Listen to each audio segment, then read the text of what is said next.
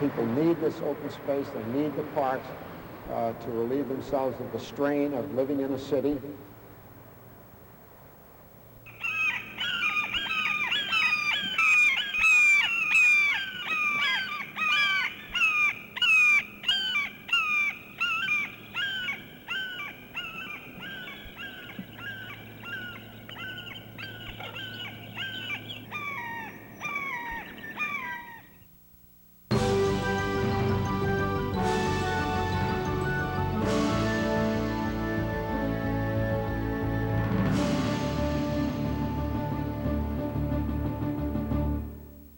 I am convinced in my mind that the health and the productivity of this country is dependent on the kind of park systems that we have. That it's within these systems that people can get rid of the tensions and the frustrations that confront us today. And if we have healthy minds and healthy bodies, then we are going to be a productive nation. This is the world as Bill Mott envisioned it, an oasis available to everyone, natural, accessible, informative, a means to anchor our emotions and to look toward the future. It's our feeling that in the next 50 years, with the population in this Bay Area tripling, that open space for people is going to be more significant than paved roads and parking lots for automobiles. William Penn Mott, Jr., better known as Bill to those who knew him, was a legend in the park movement at every level, local, regional, state, national, and international.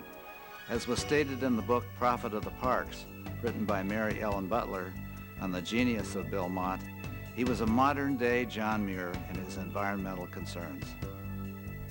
Bill Mott believed that parks were necessary for the growth and prosperity of mankind and spent his entire career to make that vision come true.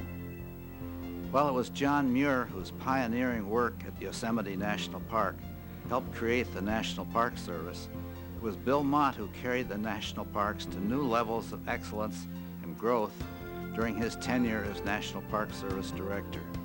And it was Bill Mott's vision and leadership that masterminded the transfer of the Presidio in San Francisco from a military base to a major urban national park. One of Bill's greatest assets, I think, was his long-range vision, combined with his imagination and his creative spirit. And as a result of that, he was able to literally double the size of the California park system during his 8 years in office. And then later on, as director of the National Park Service, to add 12 new parks. And one of the interesting things that illustrates his vision, while he was director, he helped dedicate the Great Basin National Park in Nevada, which he had recommended to be built when he was a National Park Service planner 50 years before in 1937. The 360-degree view at Briones Regional Park is certainly one of the most varied in the Bay Area. This wonderful 6,000-acre park in Contra Costa County is a delight for anyone seeking solitude and space. Mott's Peak, named in honor of Bill Mott, rises to almost 1,500 feet and is the highest point in the park. Fittingly, Briones was the first regional park acquired by Bill Mott, in part by purchase and in part by donation from Contra Costa County, which at that time had no parks at all. It was the beginning of an approach that was to become one of the hallmarks of his career. And there was some concern because it has these beautiful valleys that it would be developed. And we felt that this was wrong, that it should be kept in public ownership.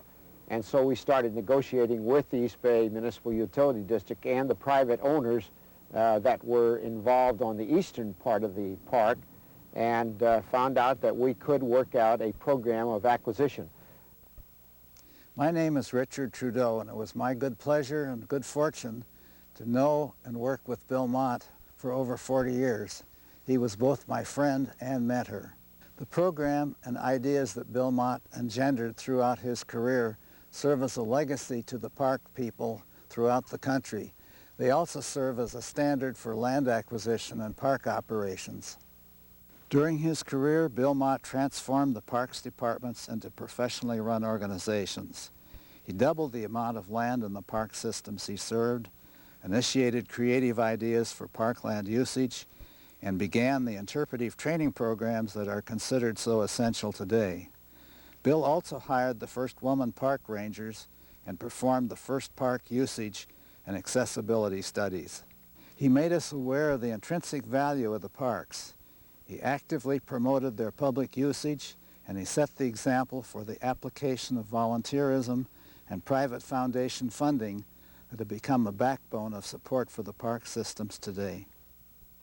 It is my great honor to serve as chairman of the Mott Memorial Fund and to ensure that others will learn of the great work that Bill Mott has done. For those of us who knew Bill Mott, we remember him as someone with a vision for the future, with a passion for our parks, and with a perseverance for getting the job done. And I think those values certainly typify the work of the Mott Fund in keeping the standard high and the flame lit. Bill Mott was born in New York City and grew up in Michigan. Both he and his uncle loved to camp and hike. And I think the contrast of going from New York City to rural Michigan helped him see the importance of people having a connection with the natural world and being able to deal with their, to maintain civility in society. And also this philosophy of service beyond self, of creating a better society, working to help improve the quality of life for people you don't even know. I believe that has some of its basis in the Quaker philosophy. They have a very strong service-oriented philosophy as well. My mother, when she died, I was sent to live with my aunt in Jonesville, Michigan, after living in a major metropolitan center with a high school graduation of 1,200 seniors, and in Jonesville there were 8. And that experience of being in the out of doors in a rural community and enjoying that kind of an opportunity, I think, led me into landscape architecture, and landscape architecture naturally led me into park work. Your first job, can I call you Bill? Yeah, okay. Your first job, Bill, after receiving your MA in landscape architecture from UC Berkeley in 1933, was as a landscape architect for the National Park Service. In 1945, Bill was appointed superintendent of parks for the city of Oakland. Over the next 17 years, the city parks bloomed under Mott's hand. We also felt that the city should be more beautiful and added a great deal of plantings in the center strips throughout the city, introduced the city to the lily of the Nile, which had not been known before, and planted the entire city with the lily of the Nile. We felt that in the city, the parks ought to be not just grass and trees, although that's terribly important. We did add beauty to the parks by adding a great deal of color in the way of annual plantings, but we also added clubhouses in a number of the parks. The city became a park rather than just a city. Bill Mott's creative work with the Oakland parks gave him both a state and national reputation. He garnered private support from citizens and local organizations. He redesigned and added important attractions to many parks. One such attraction was Children's Fairyland, which, when completed, not only benefited the local children, but was also an inspiration to Walt Disney, who then applied the Fairyland model when creating Disneyland. We developed this idea of Children's Fairyland, which has been duplicated all over the country, is now some 40-odd years old, still very popular with kids, interpreting children's stories in 3 dimensions with animals, and that has been a very successful program as far as the city is concerned. We needed to balance the use of the park by adding facilities that would bring children, young people, and adults into the park, and so we created the Garden Center, Children's Fairyland, the Rotary Natural Science Center, so that we were balancing out the use so that people from all disciplines, all ages, and all ethnic groups would find something in the park that that would be useful to them and would provide them with the kind of recreation that they enjoyed. Growing up as a young teenager in Orinda, my father was head of the Oakland Parks then.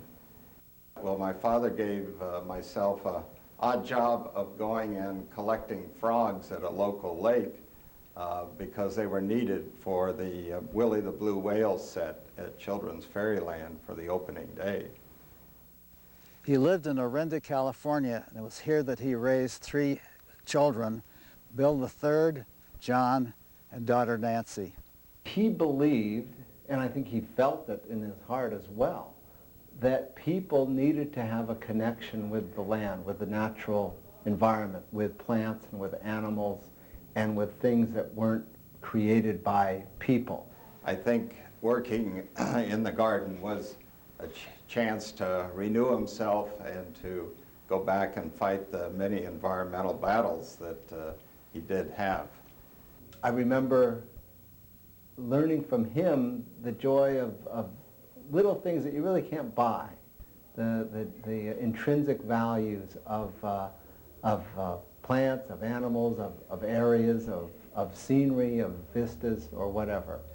Another of his hobbies was making jams and jellies. The jams were very much appreciated by visitors to our home, and often that was a lasting memory that people took home with them after a chat with my father. The nature area at Lake Merritt Park, which became a haven for many species, gained wide recognition and was made the first official urban wildlife refuge in the nation. Mott also created the Rotary National Science Center next to the duck feeding area in Lakeside Park. He then hired the first full-time naturalist in the country in Paul Cavell, who was a fixture for thousands of interested children for many years. We established for the first time in any city park an interpretive program. In order to do this, I had to hire Paul Cavell, that many of you may have met and known. I had to hire him as a gardener, but actually to be an interpreter. And we set up an interpretive program in the Oakland City Park system, which was very successful, and I think has made it possible for the city to recognize its responsibility in the preserving of natural and cultural values in the city, as well as protecting them. The importance of education through interpretation of nature was a cornerstone of his career. Well, may I call you John? Sure.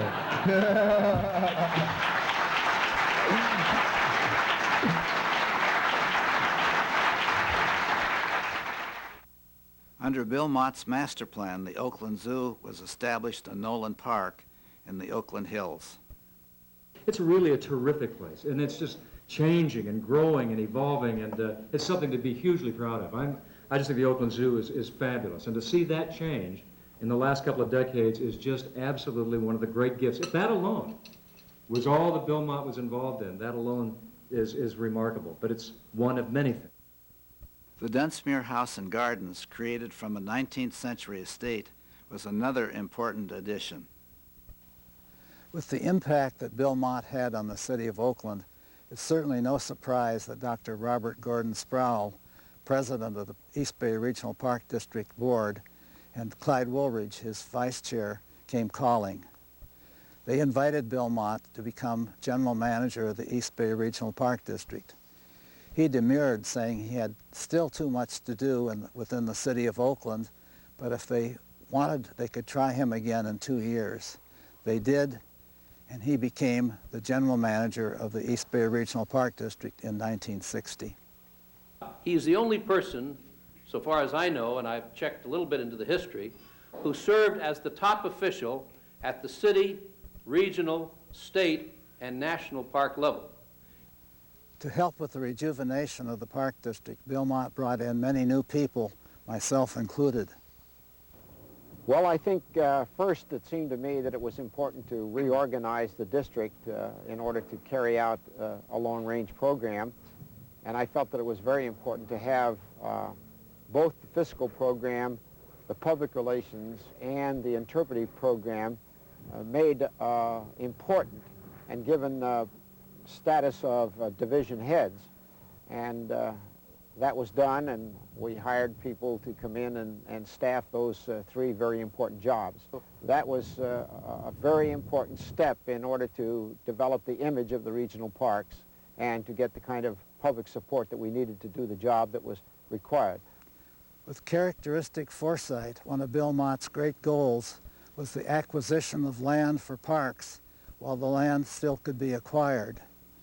Another of his major goals was the annexation of Contra Costa County, which at the time had no single picnic table or no park anywhere in the county. The voters responded in 1964 by voting to annex to the park district, and at the same time voting to tax themselves for parks, for the development of parks, and for the public to use. I think the other thing that's important is that we were able to acquire land for future generations to enjoy. There was some question about taking it off the tax roll and that sort of thing, but I think today people understand why it was important at that time to acquire these lands before they were developed and to make them available to the general public for the future. Bill Mott successfully negotiated the acquisition of Alameda Beach, the longest sandy beach in Northern California, which includes the naturalist-centered Crab Cove.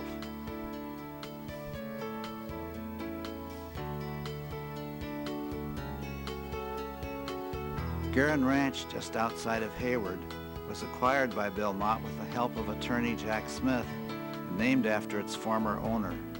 It preserves some of the bygone era charm with a red barn, visitor center, and a blacksmith shop set amongst an orchard of apple trees. Bill Mott was also responsible for the new environmental center at Tilden Regional Park and its adjacent little farm, along with the wonderful picnic areas there and a fabulous merry-go-round now on the Register of Historic Places. Bill also negotiated the lease of Lake Chabot from the East Bay Municipal Utility District, which is a marvelous year-round put-and-take fishing area with some excellent camping.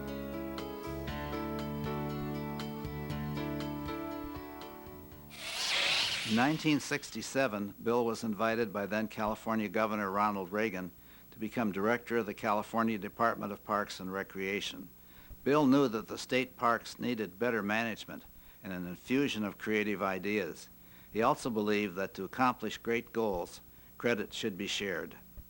And I explained to the governor that I was a park professional, that I understood what was required of the state in order to move it forward for the next 25 years, that it would take some reorganization. And I said, that's the way I'm going to run it as a professional administrator. And he said, that's the reason I've asked you to take the job. You run the park system, I'll take care of the politics. And that's the way it was for 8 years. And it was a very good 8 years. We doubled the acreage in the state park system. And Governor Reagan, all through that time, supported me in a number of different innovative ideas that came up that sometimes it's difficult for people, even your own staff, to understand change and accept change. Bill's leadership principle, what we call number 2, was think creatively, dare to try new and controversial ideas. And one of the steps that Bill outlined for achieving that principle was to give due credit for ideas. He was a modest man in many respects who was all too willing to give credit to those who actually did the work.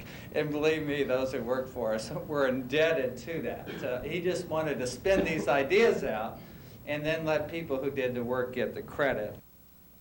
For the next 8 years, Bill Mott brought the same high expectations and standards to the state of California parks as he had with locally. He devised a number of new programs such as unisex toilets, doubling the size of the park acreage, and hiring the very first woman ranger. I think another important step was bringing women into the ranger division. He also created a modern training center with lodgings at Asilomar at no cost to the state. The William Penn Mott Jr. Training Center continues on today. Well, I think in addition to land acquisition, the development of the training center down at Asilomar was a very important step forward because that enabled us to train not only the rangers but all of the other employees in the department. Bill Mott founded the California State Park Foundation utilizing the same successful techniques he used at the local level. The State Park Foundation, as a result, has raised millions of dollars, purchased thousands of acres, and now has a membership of 35,000. Well, government bureaucracy is sometimes difficult to handle problems. They don't have the flexibility, or they can't react as quickly as is necessary in order to do the job. And so I set up this California State Park Foundation, which is a nonprofit corporation that takes on these kinds of projects. Exhibiting more insight, Mott transformed rundown sections of San Diego and Sacramento into attractive and vibrant historic Old Town parks.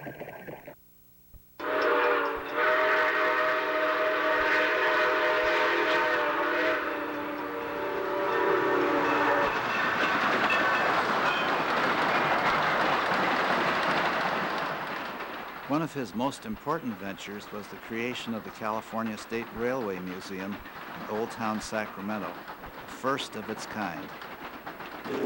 The Big Four building is both a national and a state historic monument. It will be the first building to be reconstructed as a part of the old Sacramento State Historic Park. And eventually this 9-acre park will have 20 buildings and a major railroad exhibit and museum. It will tell the story of California and Sacramento from the gold rush days of 1849 through the year of 1870. History is the important link in the chain of the past, the present, and the future. History has brought us to this point in time and to this place on this occasion. And through the development in the next 10 years of Old Sacramento, we will recreate some of this history and preserve it for the enlightenment and the enjoyment of the people of our state and our nation. In 1995, President Ronald Reagan summoned Bill Mott to head the National Park Service as its director. I think anyone who'd known Bill Mott for 10 minutes or for a lifetime of work had to be affected by his vision and I say his spirit for life, his enthusiasm, his desire to really see things that others may not have seen and have the persistence to do it. Mott brought new life to the National Park Service, but as with many innovators, he was also involved in some interesting controversies. Against strong opposition from ranchers and from some in Congress, Bill successfully pushed for the introduction of the gray wolf to its ancestral Yellowstone Park habitat, a decision which history has reinforced. I think one of the things I'm probably most proudest of was his ability to introduce wolves back into Yellowstone National Park. Despite budget cuts and pressure that public lands should be sold, Bill Mott added a number of new parks and doubled the national park acreage. He balanced the realities of financial austerity, as I mentioned earlier, with the firm advocacy of his values, and persuaded people that even though money might be tight, that there were other values to consider, values which he talked about in his own terms, the quietness of the Grand Canyon, the beauty of the sunset, the clean air, and the pure water. Bill Mott firmly believed that the true value of any park was more than its monetary value, and he was active in ensuring that Congress understood this. In addition, he was responsible for founding the President's Commission on Americans Outdoors. The silence of the canyon. How much was that worth to be able to hike in the canyon and not hear an airplane or a helicopter? What is that value, that intrinsic value? We felt that it was more important than dollars and argued on that basis. I'm not sure that Congress understood in that legislation that for the first time they had declared that silence was an attribute of the national park system. Mott recognized that an ever-increasingly diverse population had varying expectations of the national park system and initiated the concept of park usage studies to identify those needs. Park usage studies are now employed as standard procedure. What are the things that you're doing? Maybe some things have been you're doing now don't count anymore, and we ought to abandon those ideas and develop some new techniques.